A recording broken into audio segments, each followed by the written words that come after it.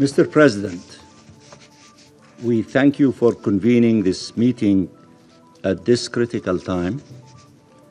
We also express our thanks to Special Coordinator Sigrid Kaag for her presentation and efforts, and Daniel Levy for his important briefing.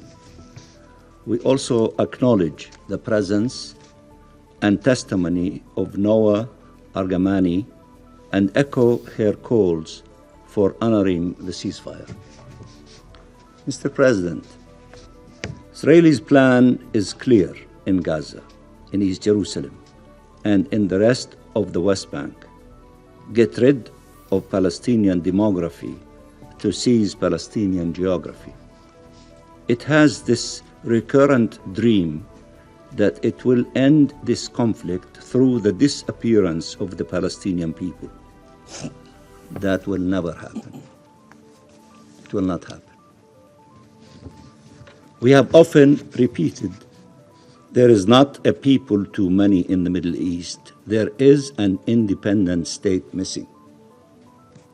The failed recipes of the past will never deliver a different future.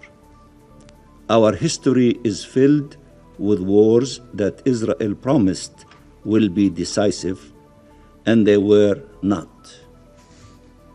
Of mass forcible displacement that was supposed to end the Palestine question, and it did not.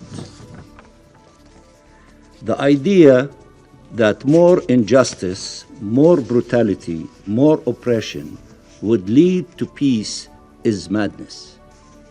The idea that more killing, more maiming, more displacing will bring security is delusional.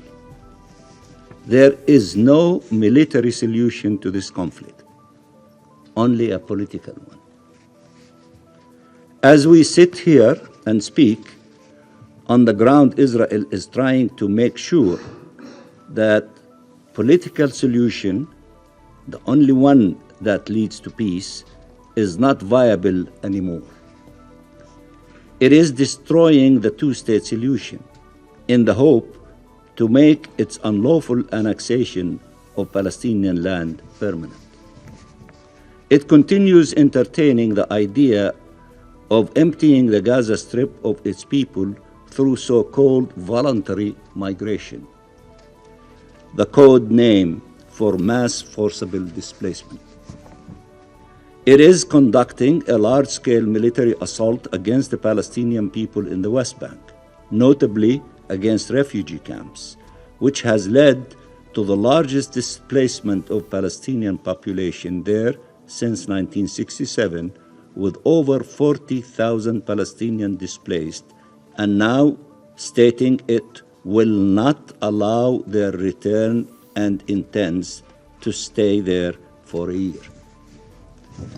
While the Arab world are trying to find a way out of the hell Israel left behind in Gaza, Israel is unleashing hell in the West Bank.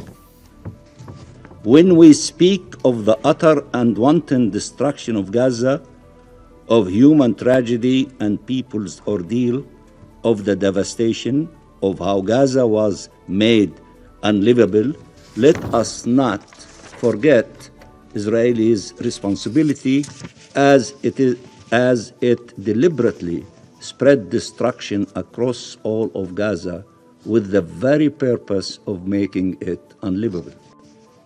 Mr. President, there is only one way forward.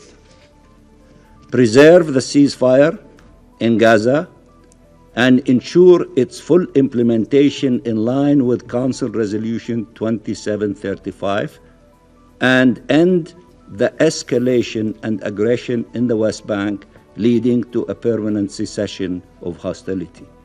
Ceasefire has to be permanent.